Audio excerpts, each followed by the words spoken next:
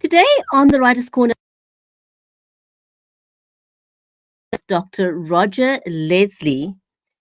He's an international award-winning author, publisher. He's also a editor, a writing coach, and Roger will share insights into his diverse writing career, his passion for storytelling, and the inspiration behind his latest bestseller, No Stranger Christmas. We will discuss his multifaceted career, his approach to writing across genres, and his personal experiences that shape his work, the challenges of publishing, and the triumph of self-discovery. Don't go away. We'll be right back with Writer's Corner live show. Imagine a world where the lines of reality blur with the fantastical. Embark on journeys from humble beginnings to the pinnacles of literary greatness. On the Writer's Corner, we delve into the lives of unique wordsmiths, known for their compelling storytelling. They are artisans who craft fantastical realms, etched in our memory long after the final page is turned. Every tale begins with a single word, a single idea. Authors create sensations that keep you on the edge of your seat. Witness how they transform setbacks into stepping stones, use refusals to spark growth, and turn rejections into catalysts for new inspiration. Witness the diversity in writing as it gives birth to a vast array of genres, from drama to mystery to children's stories, fantasy, and reality. Join us as we uncover sources of inspiration and the magic that defines the author's craft. Find out how authors breathe life into their characters and meticulously craft narratives and plots that captivate readers. Get a sneak peek into upcoming works, and join us as we celebrate literary greatness, only on the Writer's Corner. We don't just celebrate best-selling Amazon and New York Times authors, but also indie authors. Join us on the journey from the birth of a tale to the creation of a masterpiece, only on the Writer's Corner live show. Stay tuned.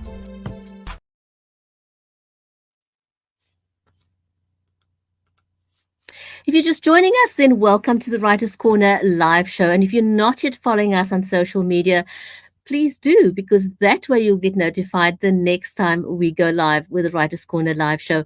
And in today's episode, we're going to be talking to Dr. Roger Leslie.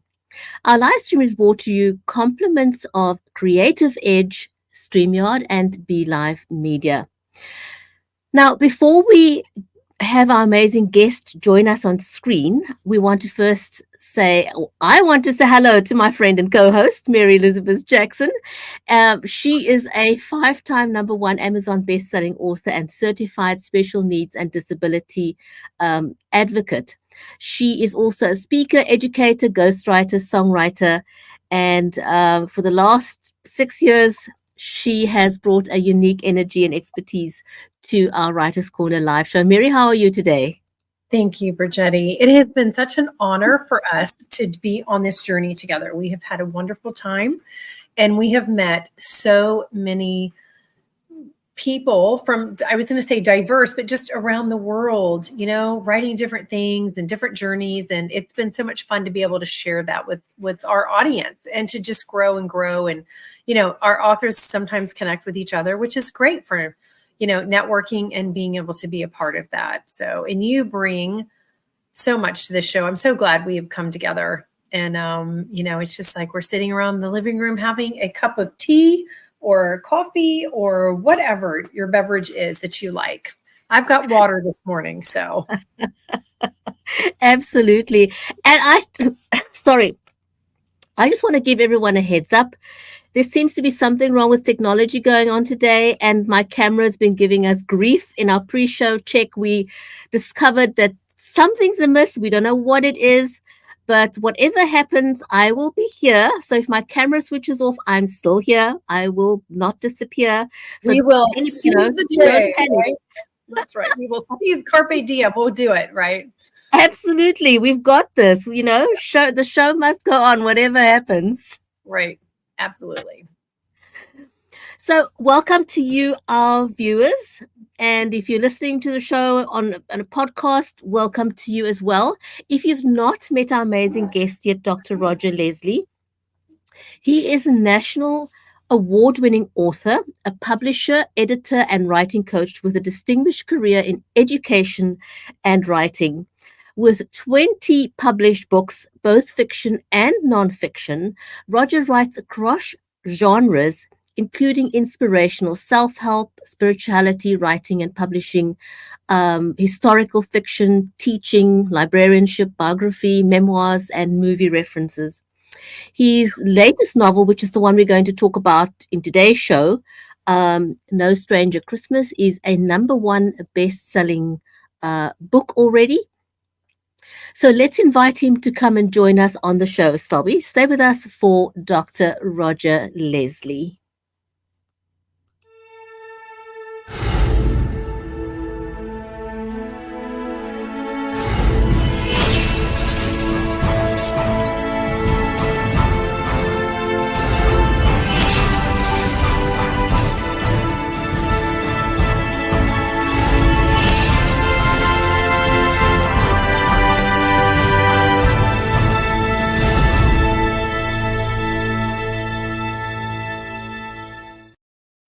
Hello, how are you? Hi, Mary Elizabeth. Hi, Brigitte. Welcome. I'm so glad to be here. Thank you for having me on the show. Well, it may be a bit of an adventure today, but we'll get through it, right? Because when you're live, you never know what's going to happen. So you just roll with it, right? I think it's a perfect metaphor too, Brigitte, when you were talking about the technology that was happening when I coach my clients through the writing process. And for those listeners and viewers out there who are aspiring writers who are thinking about it, the number one rule that I recommend is consistency over time gets the job done. No matter what other priorities you might have, no matter what other goals and responsibilities you have, if you're adding writing to your schedule, then regardless of what happens, technology goes out, glitches occur, children get sick, your boss wants you to stay extra hours, whatever it is, find a pattern that works for you and then decide a writing amount, like a word count goal for the week or a time limit goal for the week, and stick with it consistently.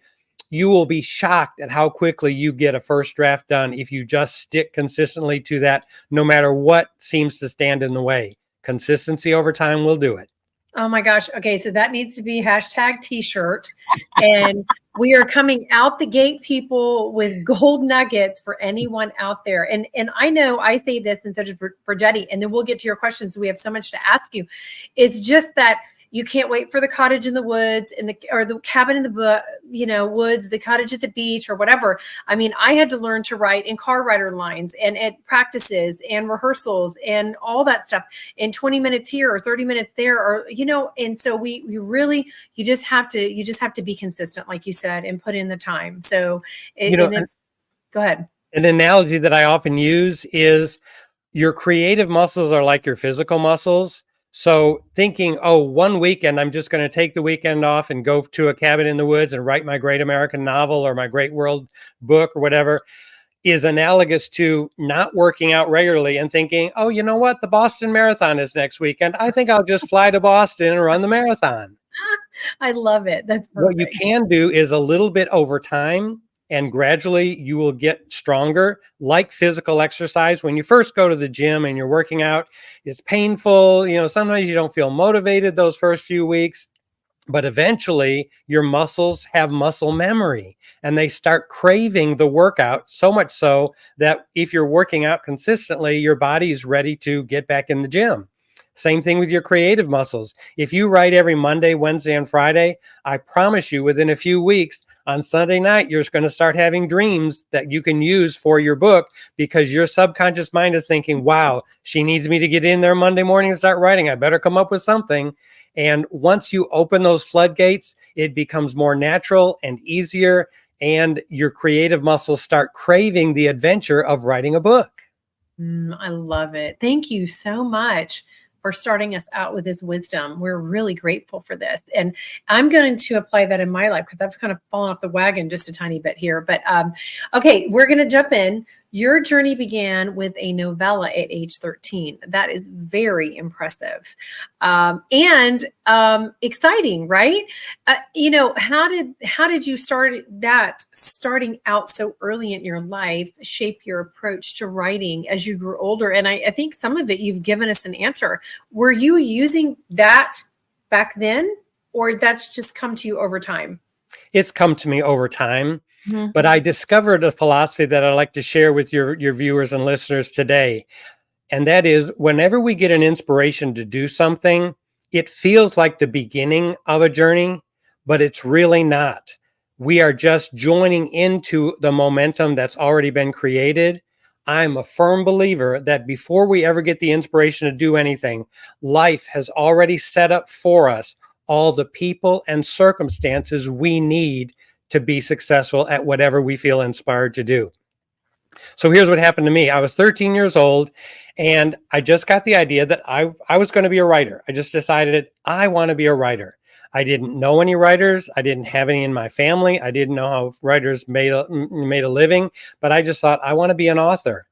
Within that next week, my 8th grade English teacher gave us a creative assignment to do whatever we wanted to do. That had never happened in all the years that I'd been in school that I got that opportunity. So I knew, okay, life was giving me a chance, because I didn't, when I had the first idea that I was going to be a writer, I didn't immediately start writing that day. But within a week, I got this assignment that I could do anything. So I thought, perfect opportunity. I'm going to start by writing a story. And I just started, and it built and built and built until it ended up being a novella. I would say it was about 50 pages or so, which for an 8th grader to me felt huge. I thought, wow, I'm onto something here. And it's just grown since.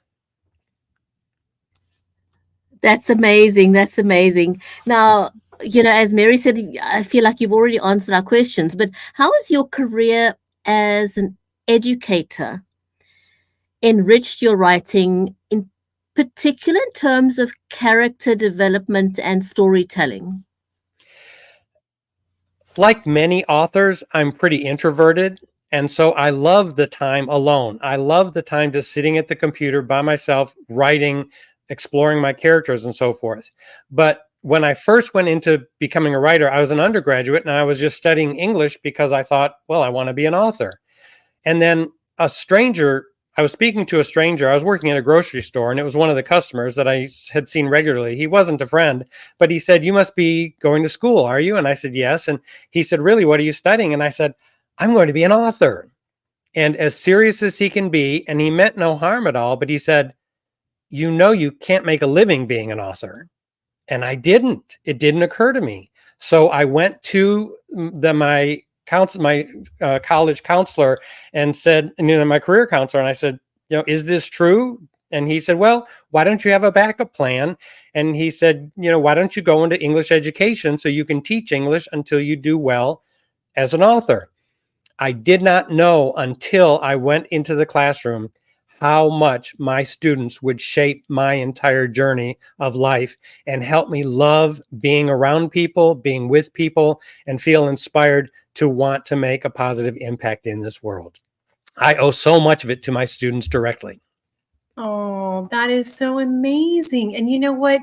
Kids are so inspiring to us. I mean, at any age, really, even the challenging ages for children, there is inspiration there for us, inspiration for us to look at maybe where we were at their age and, how can we also help them too? But it also is a reminder to us of, wow, we kind of went through that as well, probably on some level, what was the most challenging part of writing No Stranger Christmas, and how did you overcome it? Because some books are super easy to write and others are like, I mean, you might as well just, I don't know, pour concrete and then dig it up again,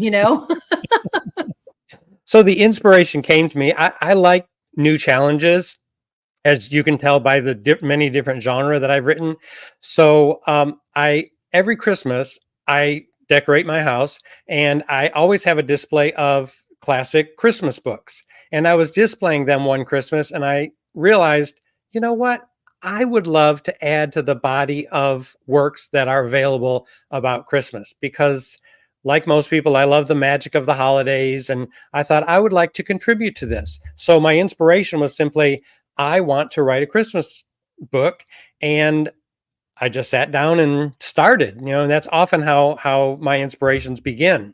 The biggest challenge I had in writing this particular book was to find the voice of my main character, because I modeled him after someone that I knew but didn't know very well, in that there was a student that I went to school with when I was in school, and I was a rather shy person, and students were not very kind to him. I was not unkind to him, but I didn't know how to muster the courage to stand up for him or with him or to defend him. And over the years, I always regretted that I didn't have more courage. I didn't have more stamina, and I didn't have a strong enough sense of myself as a boy to be okay with stepping in and standing up for somebody who didn't know how to stand up for himself. And so the challenge I had with this book was, how do I get into the head of that particular person I had in mind and create a voice that would be empathetic and strong and would grow as the novel went on, so that my YA readers could move from starting where he began into the point where he comes into his own, discovers who he is, and is able to stand up for himself on his own. That's amazing. That's so amazing. Okay, Brigetti is still with us. Yes, I am. Yes, I am. And unfortunately, as we imagined, technology would fail us, but I'm still here. So, Roger, thanks very much for that. Now, let's just switch to your book for a minute. What was the most challenging part for you of writing No Stranger Christmas, and how did you overcome it? I know you lost connection with us, Brigitta. That was the question that Mary Elizabeth had just asked me, so I did answer that one. My apologies, but there's more. Good. So given your diverse portfolio, how do you maintain creativity and originality across different genres, because you write several? I love the challenge. If I have not tackled something before, that makes it very exciting. And so when I don't know about something, I'm curious to learn and I want to learn. And so I often get inspired to try something I hadn't tried before, whether it's movie reference because I love movies, or when I was a librarian and a teacher, when I was a teacher, I wrote books for teenagers on goal setting because it was an offshoot of what I was doing in the classroom. And then my librarianship led to the books on library programming for elementary, middle school, and high school libraries. It was a whole series.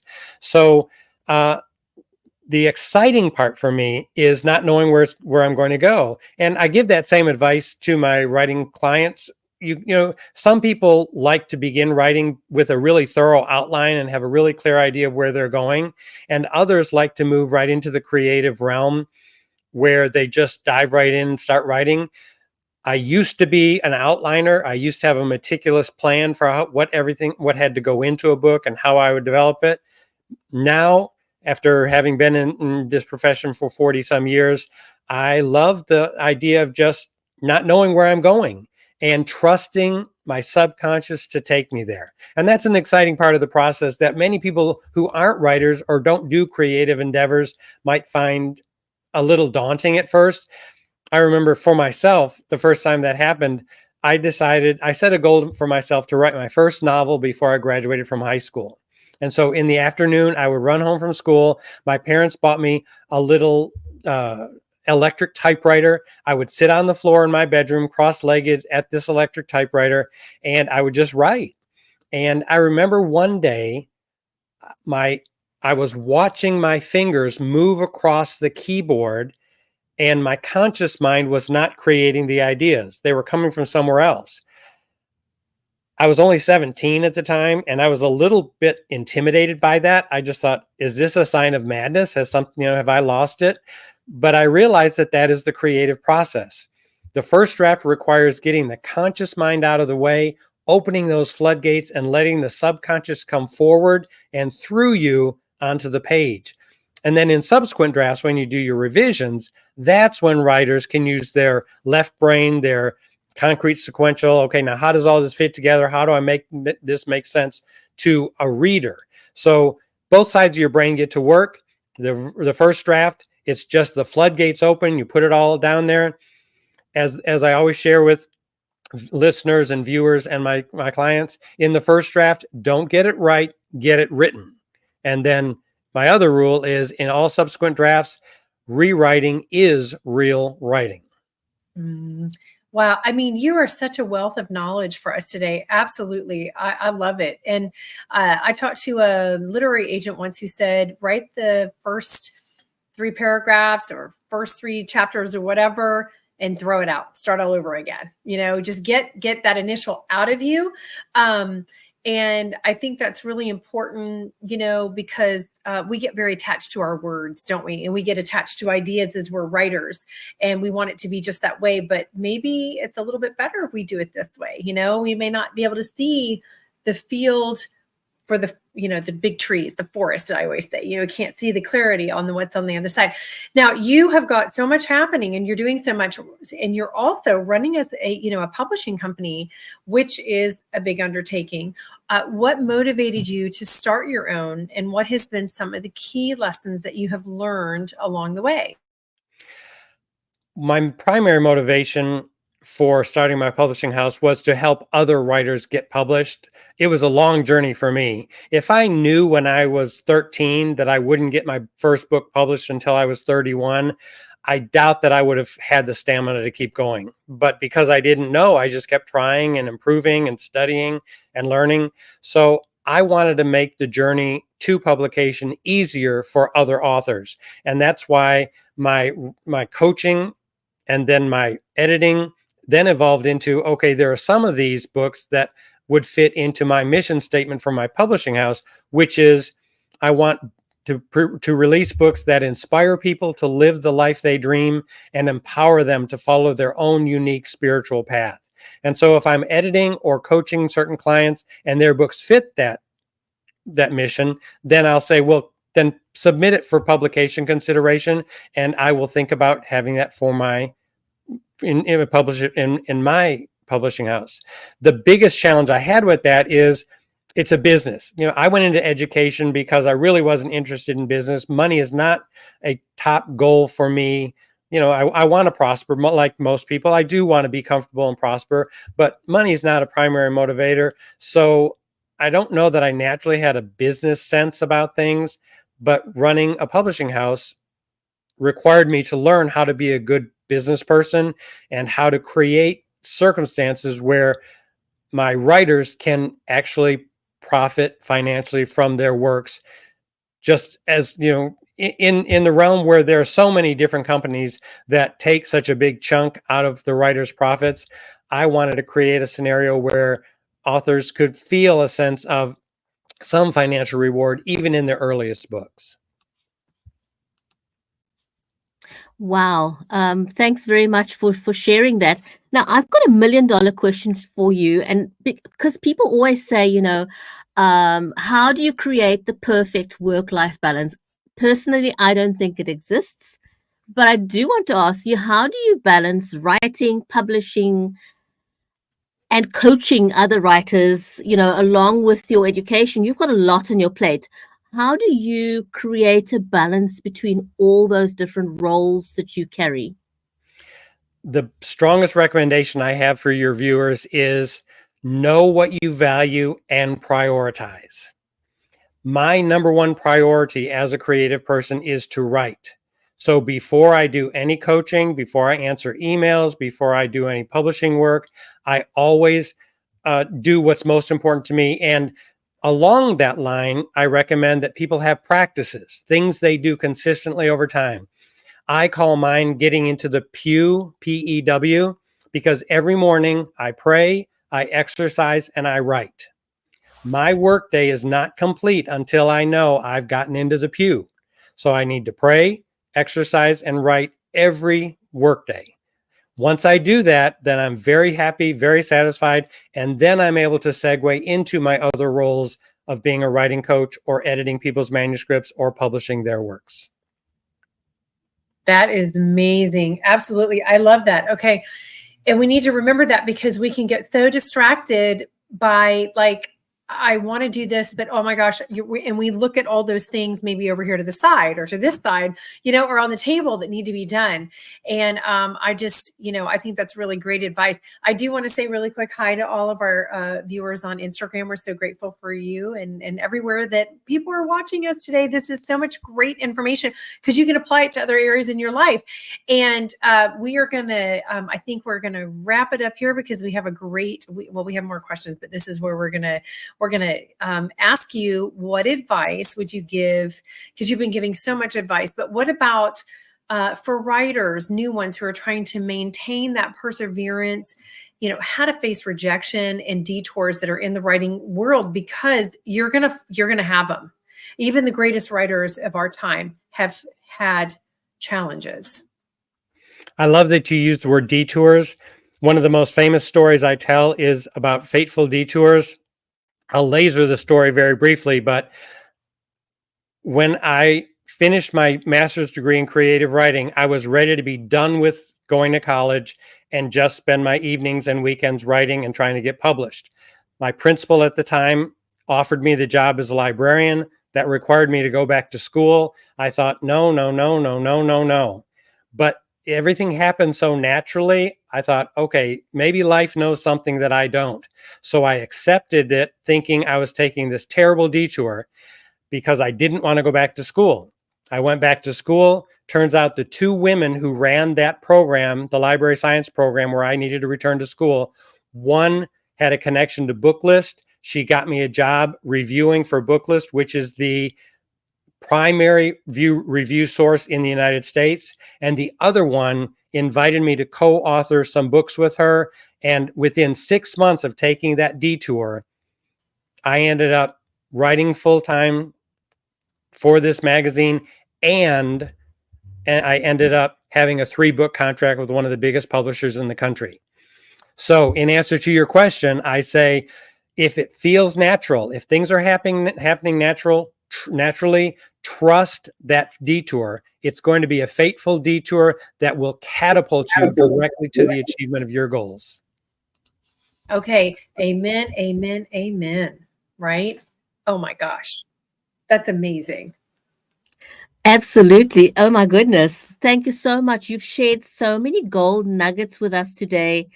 It's amazing. And I want to thank our amazing. Yes. We want to Thank you so much. Yes. We're so grateful. And we'll have to have you back on. I'd love it. Thank you so much, Bridgetta and Mary Elizabeth. Thank you. It was a great pleasure, and we'd love to welcome you back. And to our amazing audience, thank you very much for joining us today. And we'll see you next week on another episode of the Writer's Corner live show. Take care, everyone. Thank you for joining us on the Writer's Corner live show. 30 minutes of insightful author conversations with some of the biggest names in the industry, including award-winning authors and international indie sensations. Join us on the next episode of the Writer's Corner live show.